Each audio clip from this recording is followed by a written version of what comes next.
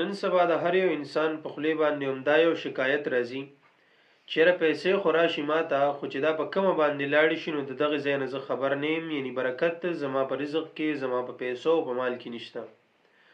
نو دا ستانه علاوه د دنیا د هر یو کس همدا یو شکایت دی.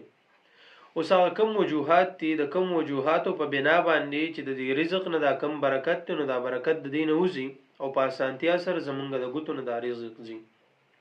د دې لپاره اولنی سیز هغه دا دی چې هر کله یو انسان په رزق ګټلو کې، په مال ګټلو کې دوکه شروع کی، چلبازي شروع کی، په دغه صورت کې په دې مال کې لده د پاره برکت هغه باقی نه پاتې کیږي او دا دنه په منډه باندې زی.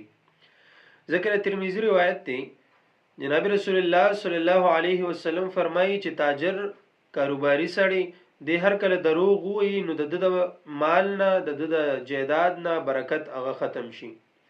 اوس منګه په ځان باندې د خپل سیز لاګو کو چیرې که زه سرکاري سړی يم زه په دې کې دروغ وایم او کنه، زه کاروباري سړی يم زه په دې کې دروغ وایم او کنه، دین علاوه زه بل یو داسې کار کوم، مثلا استاد يم بل یو سیس کوم نو زه په دې کې د دروغ سهاره اخلم او کنه. هر کله چې انسان په دې سيزونو کې د دروغ سهاره اخلي او دا غینه د تکم مال راشي نو دغه مال په دې کې برکت باقی نه پاتې کیږي. دارنګي دویم چې کوم سیز دی چې داغه د وجه نه د انسان د رزق نه برکت وزي، ناغه ناشکری ده.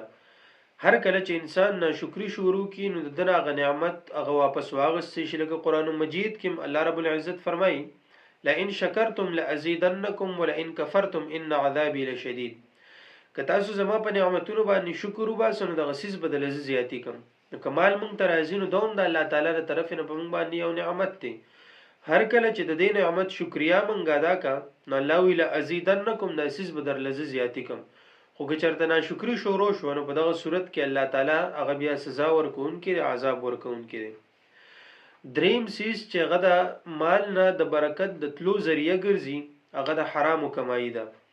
هر کله چې انسان د حرامو پیسې ګټي نو کدا بیا د سم مال سروم ګډي وډي شي، په دغه صورت کې د حرام د سیس دي چې رادله د سم مال نوم برکت وباسي او په اسانتیا سره د دنه د مال الوزي. سلورم سیس کم چې دا برکت د وتو ذریعہ ده هغه دا چې انسان هر کله د مور پلار نافرمان شي. ځکه د مسند احمد روایت دی جناب نبی اکرم صلی الله علیه وسلم فرمایي د مور پلار نافرمانی دا رزق لکمي.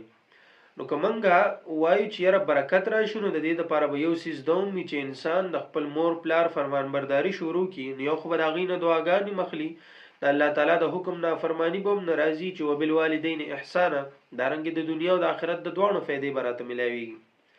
پنځم سیس چې هغه د برکت د تلو ذریعہ ګرځي هغه دا دی چې انسان هر کله په مونځ کې سستی شروع کړي، په دغه صورت کې د دې انسان د مال نه او د ژوندۍ نه برکت وځي. چې هر کله برکت وت بیا انسان هغه په منډه تړله باندې او هیڅ فایده ورته نه ملاوي. اوس مونږ کدا غواړو چې یاره مونږ ته دا کم برکت دی دا مونږ ته واپس حاصل شي، او خدای چې دا مخکینی کم کارونه ما ذکر کړل دغه سيزونه د ځان نو وباسو. دا غینه علاوه یو کار بدا کو چې په ځان کې سچایي او ایمانداری راولي او رښتیا خبره هغه شروع کو، رښتیا کاروبار او رښتیا نوکری و غیره هغه شروع کو. دویم سیز دا دی چې شکرګزاري شروع کو، د الله تعالی شکریا وباسو.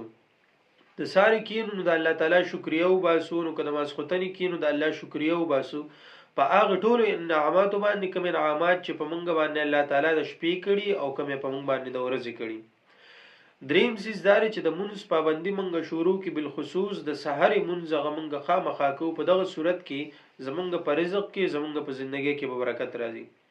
دین علاوه یو وړوکی شانتي وظیفه غدا ده چې انسان روزانه یا واسع د دې ورت کوي، کم از کم سل پیری زیات نه زیات هر سونه پیری غدي کول شي.